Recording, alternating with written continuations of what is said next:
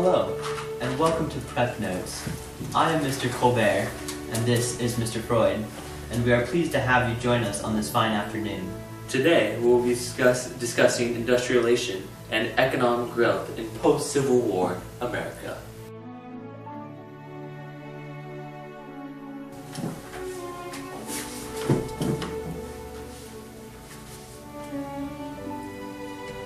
With the 20th century readily approaching, railways began growing at exponential rates. Nearly 200,000 miles of track had been laid down. As much as 2 million square miles had been granted to the railway companies. Commissioned in 1862, the Union Pacific Railroad began in Omaha, creating the first transcontinental railroad. There were two main financial backers, Leland Stanford and Collis Huntington. Did I ever tell you Stanford was my grandfather? You did not. Yeah, that's where most of my wealth comes from. Really? He was very rich. The dirty low-class men working on the railroad were mainly Irish and Chinese. There was a total of 5 transcontinental railroads: the Union Pacific, the Atchison, the Southern Pacific, the Northern Pacific, and the Great Northern Railroad. The stock promoters for the railroad companies were very intelligent and inflated their claims to sell stocks in excess of actual value. Wow, that's interesting. Indeed. However, Congress became suspicious and eventually passed the Interstate Commerce Act that forbade rebates of pools, thus requiring railroads to openly publish their rates. In the manufacturing war, Andrew Carnegie was the first to use vertical integration, which thus combined all phases of manufacturing into one. John Rockefeller was also a transcender and used horizontal integration, allying with his competitors to monopolize a given market. Intelligent?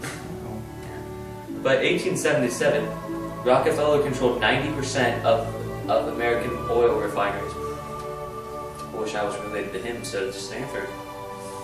You know, I think I know his grandchild, actually. I mean, great-grandchild, yeah. Really? Yeah, she is very preppy, though, I would say. She's sexy? Let's hear big sexy.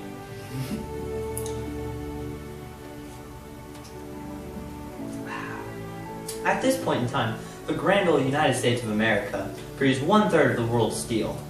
The first billion-dollar company was created when Carnegie sold his steel company to my grandfather, J.P. Morgan, thus creating the United States Steel Corporation.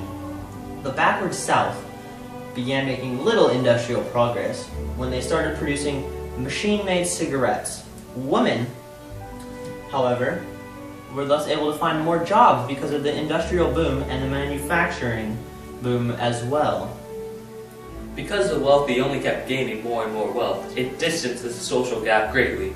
There were only a handful of tycoons and magnates in this time period, only looking out for themselves and striving to gain even more wealth. I don't know why that's seen as such a bad thing. I don't either, because now we're loaded now, so why? Why? Only $10,000 a bottle. Pretty good too. I don't It's a understand. steal. They're trying to keep us from our money. Government. It's crazy. This caused the lower class to stir and fight for better pay and treatment. Thus, the creation of labor unions. This period in the U.S. history is indeed strikingly similar to present-day Mexico. There is no distribution of wealth. The poor are dirt poor, while the rich are filthy rich. Maybe we should move to Mexico. We would be very wealthy there. We're We already are wealthy yeah, here, yeah. but you know, we'd be wealthy pretty much anywhere. Anyways, We thank you for tuning in today. and we hope to catch you next time on Prep Notes.